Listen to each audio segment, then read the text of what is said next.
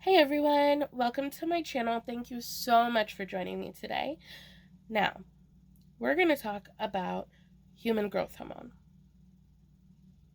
Before we talk about that, I need you to click down below. You see that red subscribe button? Click it. Come join the fam. Let's have some fun. You're also going to want to hit that notification bell so that you can be told each and every time I post. Now, let's talk a little bit about this. So for those of you that don't know, human growth hormone is a hormone that usually our bodies make on their own. Girls with Turner's, because of the way our bodies are made, because of Turner syndrome, don't make human growth hormone or don't make enough human growth hormone, depending on the body. That is why we are so short. As a typical rule, at least, I should say. So, that is part of what an endocrinologist does. They will prescribe, or they can prescribe, I should say, injections. It's obviously given by injection of human growth hormone. It's a nightly medicine usually, or daily medication. Some choose to do it in the morning, some choose to do it at night. Given by injection, and it's supposed to help with growth. It also supports bone development and health and strength, that kind of thing. So it is really important. However, it does not work for every case.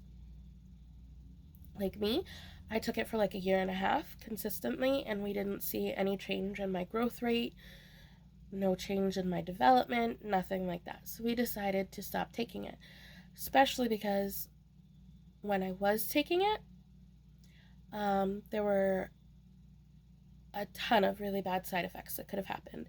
It could cause cancer, and at the time it was still taken from cadavers, and there was a chance, which cadavers are actual human bodies, so that have passed on.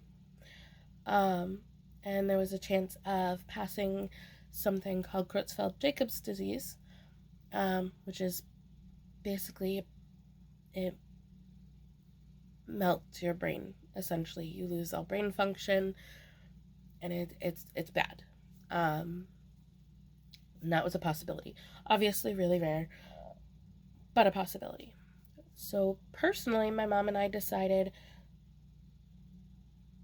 that it was not something I wanted to keep doing, since there was no visible benefit. I was going to be short anyway, and there was a possibility it could cause cancer. So we chose not to do it. It can be helpful for some. There are lots of girls who have seen quite a bit of height, which is really helpful for some. It's a very personal decision, and it's a question that's talked a lot about in our groups. Like a lot of the groups that I'm in on Facebook, whether or not to give their child, or their butterfly, growth hormone.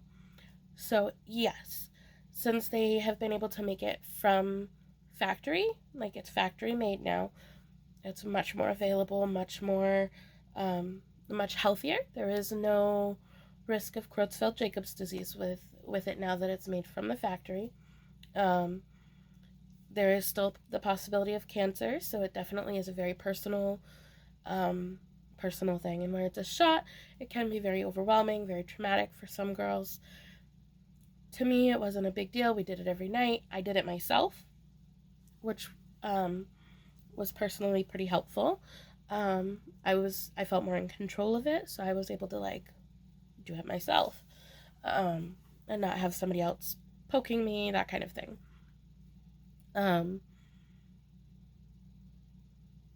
drawback to it, though, if you're taking human growth hormone, You can't, while you're on it, it's technically, you're banned from most professional sports because that it's considered a performance enhancing drug.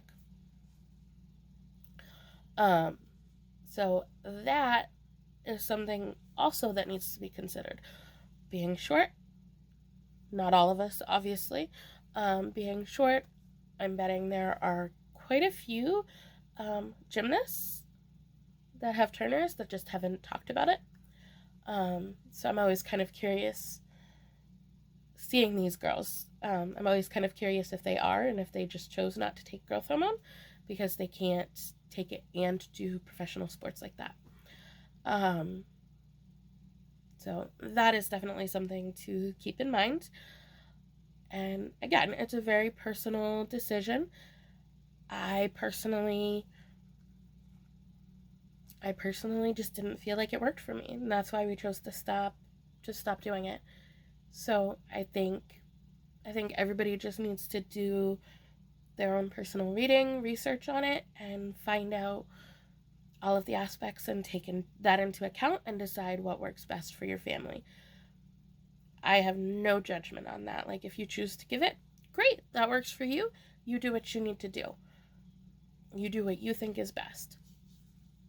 If you choose not to, okay, that's fine. Great, cool. Didn't work for you.